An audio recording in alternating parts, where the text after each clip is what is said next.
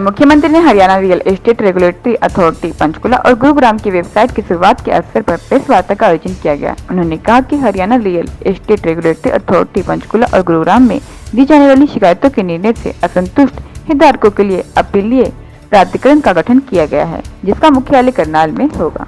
हरियाणा के मुख्यमंत्री मनोहर लाल ने वीरवार को हरियाणा निवास में Haryana real estate regulatory authority Panchkula और गुरुग्राम की वेबसाइट की शुरुआत के अवसर पर प्रेस वार्ता में पत्रकार से बात करते हुए कहा कि Haryana real estate regulatory authority Panchkula और गुरुग्राम में दी जाने वाली शिकायतों के निर्णय से असंतुष्ट हितधारकों के लिए अपीलीय प्राधिकरण का गठन किया गया है, जिसका मुख्यालय करनाल में होगा। इस प्राधिकरण के चेयरमैन नियुक्त हो चुके हैं और सदस्यों को लगाने की प्रक्रिया चल रही है। उन्होंने कहा कि इस प्राधिकरण का मुख्यालय करनाल में इसलिए रखा गया है क्योंकि करनाल केंद्र में है और पंचकुला और गुरुग्राम की अथॉरिटी से असंतुष्ट लोगों को ज्यादा दूरी तय नहीं करनी पड़ेगी।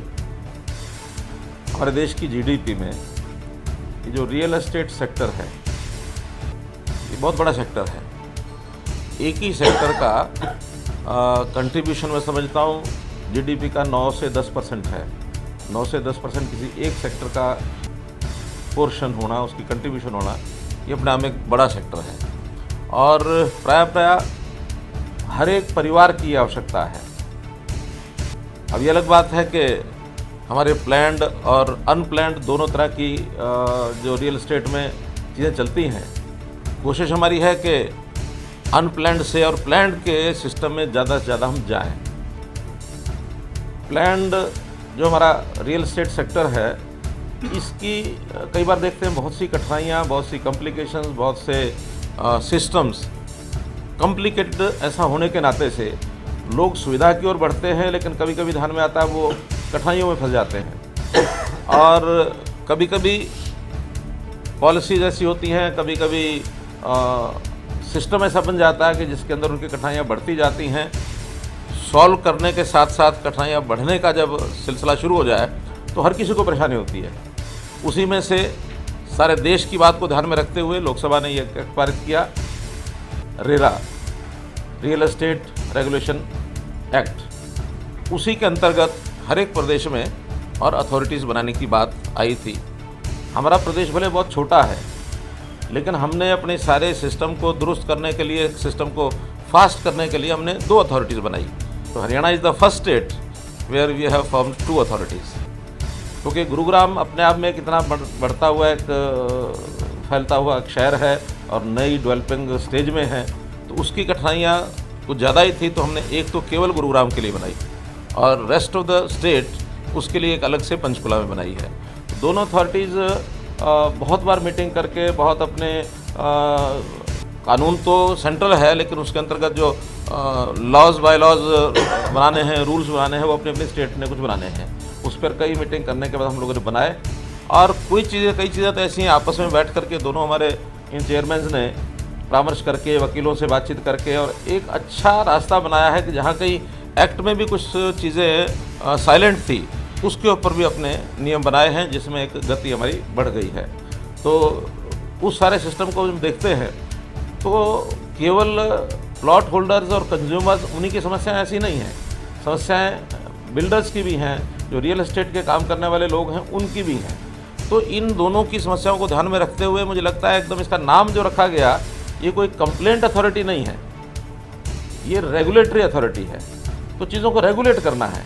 अगर कहीं कठिनाई यानी प्लॉट होल्डर की है, कंज्यूमर की है, तो उसको दूर करना। और अगर कहीं कठिनाई रियल एस्टेट की है, रियल एस्टेट ओनर की है, बिल्डर की है, तो उसको दूर करना। और कहीं कहीं इन दोनों की समस्या नहीं है, बल्कि सरकार का जो महकमा है, महकमों के साथ भी कुछ उलझने, तो महकमों की अपनी कठिनाइयाँ हैं। जैसे उदाहरण के लिए ईडीसी है। अब ईडीसी बहुत बड़ा एक पोर्शन है जो हमारा इन बिल्डर के साथ कन्फ्लिक्ट होकर रुका पड़ा है। तो उन सारी चीज़ों को रेगुलेट करने के लिए रेगुलेट अथॉरिटी बनाई है और मुझे संतोष है इस बात का कि जितना काम अभी तक इन्होंने किया है, बहुत संतोषजनक तरीके से चीज़ें आगे बढ़ रही हैं। अब इस चीज़ को और ज़रा फास्ट करना है, क्योंकि हम देखते हैं सरकारी सिस्टम में लेथार्जी होना, स्लो उसका वर्किंग होना, करप्शन होना, ये बड़ी सामान्य बातें हैं। अब इनको कैसे ठीक किया जाए, तो हम पहले दिन से लगे हैं कि हम सिस्टम को ट्रांसपेरेंट कैसे करें, फास्ट कैसे करें और किस प्रकार से करप्शन को दूर करें।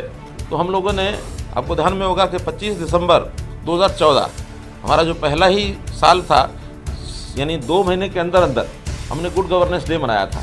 तो गुड गवर्नेंस डे को उस दिन हमने ई रजिस्ट्रेशन का पहला कार्यक्रम शुरू किया था। उसी में से आगे बढ़ते बढ़ते आज सैकड़ों सर्विसेज ऐसी हैं जो ऑनलाइन हम सरकार के डिफरेंट डिपार्टमेंट्स की आज भी दे रहे हैं, और अभी भी चीज़ें आगे बढ़ रही हैं। हमारा अंत्योदय सेल है, सरल का काम है, अगर ई गवर्नेंस के नाते से जो ग्राम सचिवालय हैं, नीचे के नीचे लेवल पर एक शहर में या एक गांव में हमारी सेवाएं नीचे तक ऑनलाइन पहुँचें, इस सिस्टम में आगे बढ़ रहे हैं। उसी कड़ी में आज का ये एक कदम ये रखा है कि एक वेबसाइट रेरा के माध्यम से ये लॉन्च जो की गई है, इसके अंदर अभी तक जिन लोगों को लगता था मैं अपनी कंप्लेंट को ठीक से लिखवा नहीं पा रहा, रजिस्टर नहीं करा पा रहा, उसको कहीं जाने की जरूरत नहीं है। अपना घर बैठे बैठे कंप्लेंट करेगा, उसको ट्रैक करेगा, उसको सारी जानकारियाँ उसमें मिलेंगी और फास्ट तरीके से वो आगे बढ़ पाएगा। और जो ये समस्याएं हैं, उन समस्याओं को हल करने के लिए उसकी और भी कोई चीज़ निकलती है, उसकी जो शंकाएँ रहती है हमेशा, शंकाएं उसकी समाप्त होंगी। एक ट्रांसपेरेंट तरीका जब होता है, सबको लगता है कि अगर मानो फॉल्ट उसका अपना भी है, उसको कोई बात की समझ नहीं है, तो वो एक ट्रांसपेरेंट तरीके से समझ आता है कि ये बात केवल मेरे लिए नहीं है, ये पूरे सेक्टर के लिए है। तो पूरे सेक्टर में जो लागू होगी उसको समझ ही लेगा।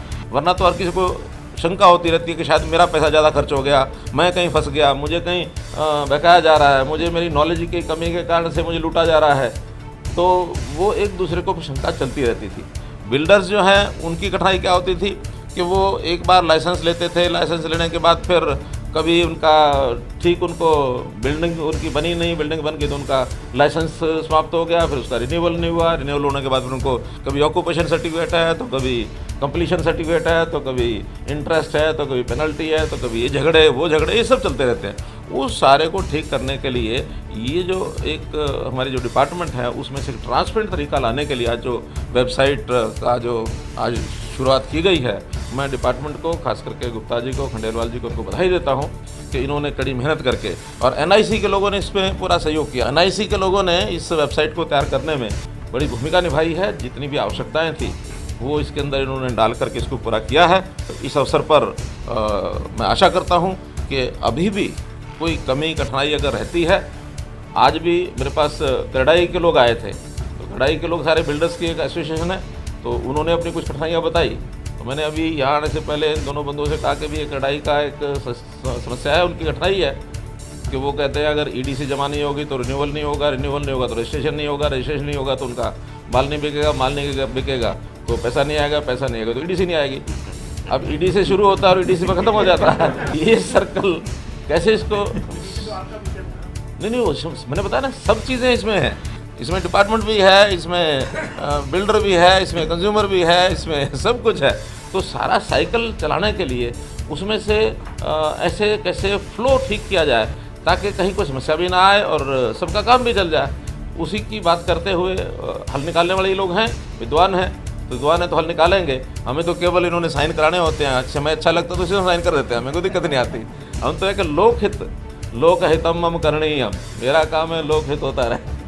तो लोकहित में कोई भी सामने हमारे पास पॉलिसी आएगी, सिस्टम आएगा, we are always ready to accept it. मुख्यमंत्री ने कहा कि हरेरा में शिकायतों का निपटारा करने का 60 दिन का प्रावधान है और इससे लोगों को काफी राहत प्राप्त हो रही है। मुख्यमंत्री ने कहा कि पहले बिल्डर ऑक्यूपेशन सर्टिफिकेट ले लेते थे और 30 साल हो जाने के बाद भी अपना कंप्लीशन सर्टिफिकेट नहीं लेते थे, लेकिन हरेरा के आने से अब ऐसे बिल्डरों को ऑक्यूपेशन सर्टिफिकेट के साथ साथ कंप्लीशन सर्टिफिकेट भी लेना होगा, तभी वे हरेरा की परिधि से बाहर हो पाएंगे। उन्होंने बताया कि जिस बिल्डर ने कंप्लीशन सर्टिफिकेट नहीं लिया होगा उसकी निगरानी हरेरा द्वारा की जा सकती है ताकि ऐसे बिल्डर अपना प्रोजेक्ट जल्द से जल्द पूरा करें और अपना कंप्लीशन सर्टिफिकेट लें। चंडीगढ़ से अर्थ प्रकाश न्यूज। ताजा खबरों के लिए हमारे चैनल को लाइक करें, सब्सक्राइब करें और बेल आइकन को दबाना बिल्कुल भी न भूलें। अर्थ प्रकाश वेब टीवी